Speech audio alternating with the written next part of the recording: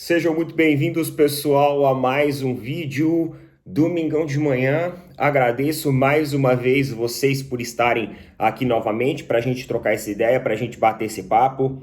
E, cara, hoje dia de grande final da Copa do Brasil, o primeiro jogo da grande final da Copa do Brasil, Flamengo e Atlético Mineiro. Vamos falar sobre isso também. Mas, antes de mais nada, deixa eu dar um recadinho para vocês aqui, rapidão, porque é o seguinte...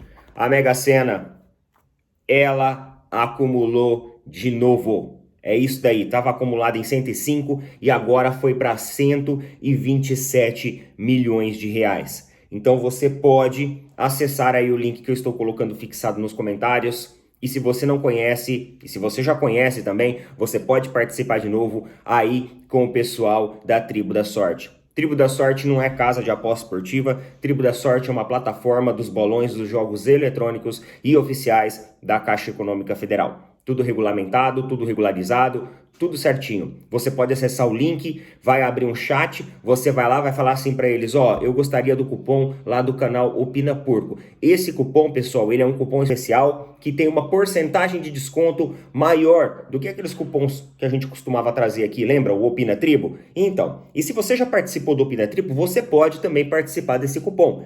Essa é a sua oportunidade de conhecer uma plataforma maravilhosa. Lembrando que eles têm aquela inteligência artificial que vai fazer o levantamento dos números mais sorteados em toda a história dos sorteios da Mega Sena. E eles vão elencar isso para vocês. Então, com apenas um bolão, você participa de vários conjuntos de 6 números, onde vai aumentar a sua probabilidade de ganhar.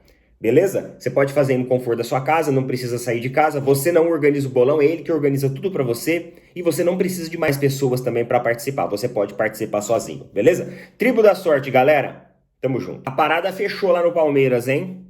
A parada fechou lá com a torcida organizada do Palmeiras, inclusive o Palmeiras já colocou uma placa de aviso lá na sua sede social, né? A Leila Pereira já emitiu aí uma proibição de trajes, de itens, de qualquer referência a torcidas organizadas dentro da sede social do Palmeiras. Além disso também tem toda aquela questão da justiça, ela foi proibida de entrar nos estádios do estado de São Paulo. Ah, Neto, mas o cara pode ir com outra camisa, pode ir à paisana, digamos assim? Ah, pode, sim, pode, mas não pode ter qualquer referência em relação a itens, nem roupas, enfim, da torcida organizada, tá bom? Tudo em virtude dos ataques que aconteceram na semana passada. Mas vamos falar agora de futebol, né? Vamos falar de coisas boas, que é isso que a gente quer falar sobre futebol. E é o seguinte, meus amigos, uma matéria aqui muito interessante mesmo, que pode mostrar pra gente talvez um cenário futuro, uma perspectiva futura em relação aos próximos passos do momento que o futebol brasileiro vive. Isso porque nós temos a entrada da SAF, nós temos o sucesso de uma dessas SAFs, né? SAFs se reorganizando, se reestruturando, conseguindo serem competitivas, e nós temos também o lado negativo, como por exemplo o que aconteceu com o Vasco. Então, o Vasco passou por toda uma situação aí, né, de estar envolvido no caos econômico da 777 e aconteceu tudo que aconteceu, que a gente inclusive já comentou aqui, já reagiu a isso daqui. Agora, saiu uma matéria lá no Antagonista que eles falam sobre uma proposta milionária lá para o time do John Textor, lá para o Crystal Palace. Crystal Palace, para quem não sabe, ele pertence à Eagle Football, que é uma empresa pertencente ao John Textor, né? Este grupo pertencente ao John Textor, e eles teriam tido uma proposta de investimento de quase 2 bilhões de reais para a venda de 45% desse clube. Mas, Neto, o que isso tem a ver com o futebol brasileiro? O que isso tem a ver com o nosso cenário? Calma. Vocês sabem que John Textor e Eagle Football estão inseridos dentro do mercado brasileiro. Estão inseridos dentro do mercado brasileiro por meio do Botafogo. Então vamos ler aqui para a gente tentar entender qual que é a estratégia deles, que é aquilo que eu falo para vocês, meus queridos. O dono da SAF, ele é um investidor. Ele está visando expansão econômica e lucro. Ele não é apaixonado pelo clube. Então, da mesma forma que ele cogita vender o Crystal Palace, ele pode cogitar vender também o Botafogo. Mas o que ele quer com isso? É isso daqui que a gente vai entender agora. Eu acho muito interessante isso aqui para o nosso futebol, porque pode se refletir aqui. E a partir do momento que você tem um reflexo dentro de uma equipe aqui, o cenário do futebol brasileiro, ele pode mudar, porque vai obrigar os clubes brasileiros, até que não são SAF, também a se regularem em relação a isso. Vamos observar aqui, ó. O Crystal Palace está atualmente no centro das atenções do futebol internacional.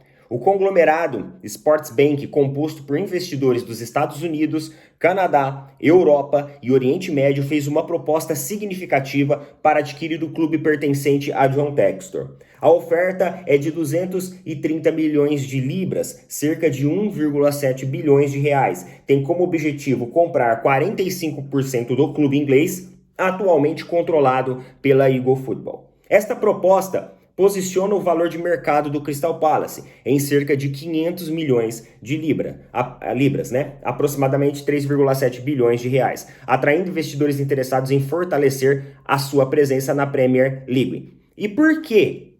Essa parte aqui que é onde eu queria chegar. Por que considerar vender parte do Crystal Palace? A Eagle Football está explorando a venda para arrecadar capital em um plano abrangente que visa levantar 1,1 bilhões de dólares, cerca de 6,3 bilhões de reais, em um movimento para abrir capital na Bolsa de Valores de Nova York. Vender parte das ações do Crystal Palace possibilita obter fundos necessários para expandir os negócios da Eagle Football e responder à alta competitividade da Premier League, onde estrutura e jogadores são essenciais para a prosperidade. A abertura de capital proporciona diversificação financeira e estabilidade, fortalecendo a posição global da Eagle Football no mercado.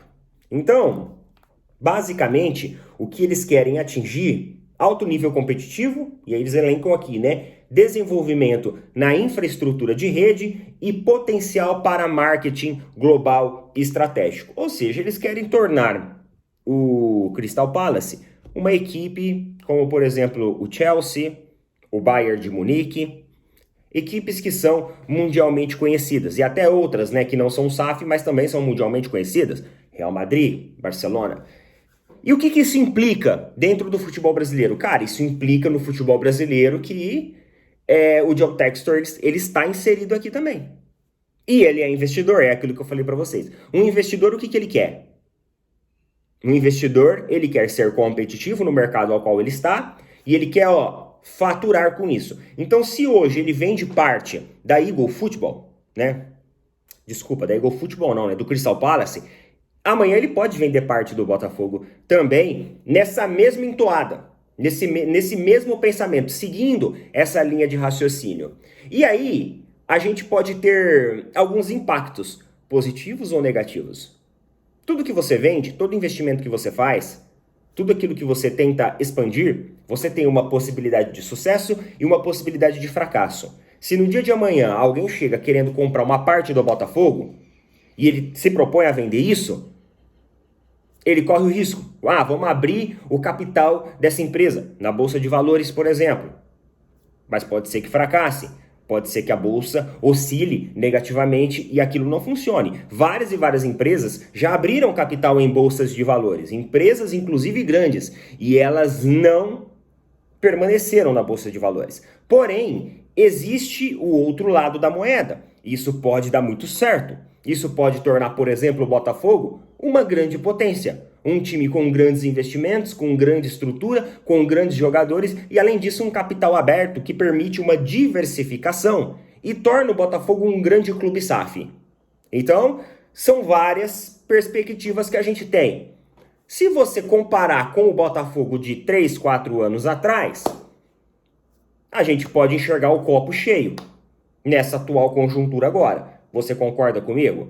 Agora, existe um movimento também dos adversários frente a tudo isso. Que se realmente isso vier a acontecer no futuro, e eu acho que pelo aporte que o Textor tem feito no futebol brasileiro, ele quer que isso aconteça aqui também, isso pode impactar o cenário esportivo brasileiro e pode fazer com que equipes como, por exemplo, Palmeiras, Flamengo, Atlético Mineiro, eles acabem sofrendo um pouco com isso e sejam obrigados também a subir a sua régua em relação a valores e investimentos. Afinal, se os caras forem um capital aberto em bolsa de valores com conglomerados estrangeiros aqui dentro, porra, a gente vai precisar instituir outras regras dentro do futebol brasileiro, porque aí a competição ela se torna até desleal. Vocês concordam comigo? É aquilo que a gente falou no vídeo de ontem.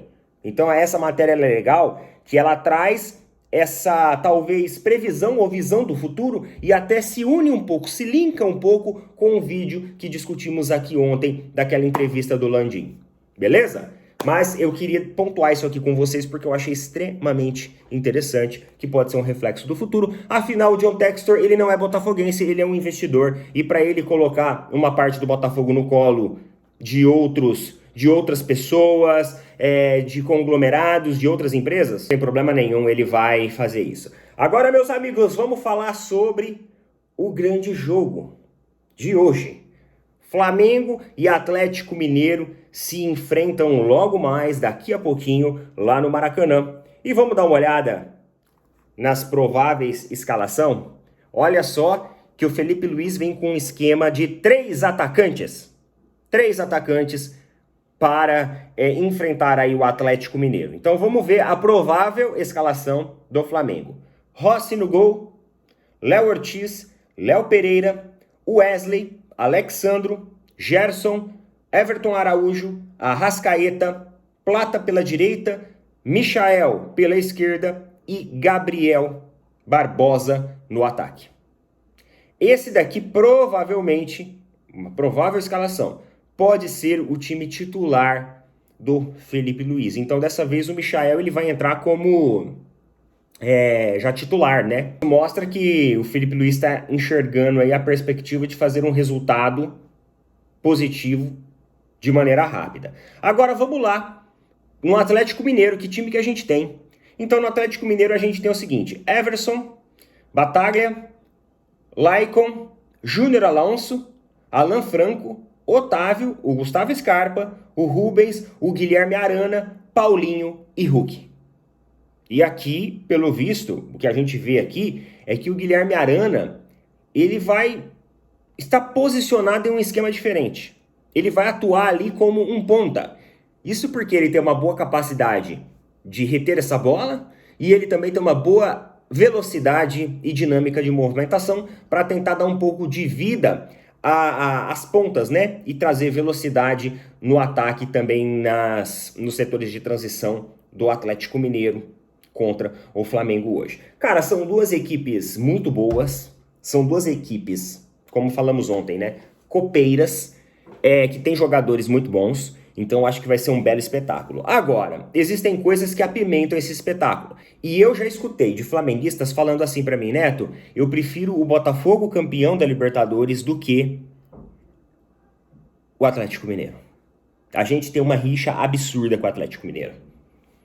Muitos e muitos flamenguistas odeiam o Atlético Mineiro. O cara falou assim pra mim.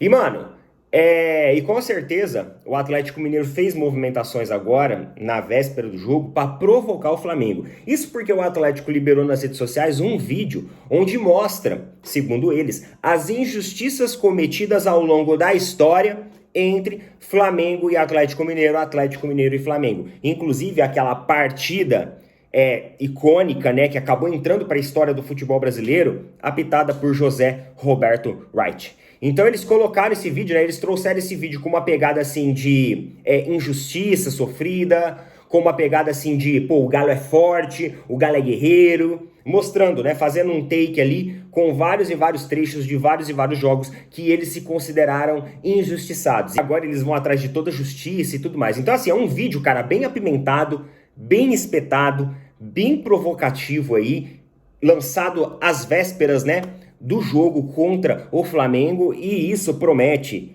tornar esses ingredientes, esse espetáculo muito mais interessante. Neto, qual o seu palpite hoje? Mano, pro jogo de hoje, o meu palpite, eu acredito que o Flamengo até vença o Atlético Mineiro sim. Eu acredito que hoje o Flamengo vence o Atlético Mineiro. Vence, mas aí você tem que ver o placar, né? Não acho que vai ser placar elástico, tá? Não acho que vai ser 4-1, 3-0, tipo 3-1. Não acho. Eu acho que vai ser um placar mais enxugado, um 2-1, um jogo brigado. Porém, lá também vai ser.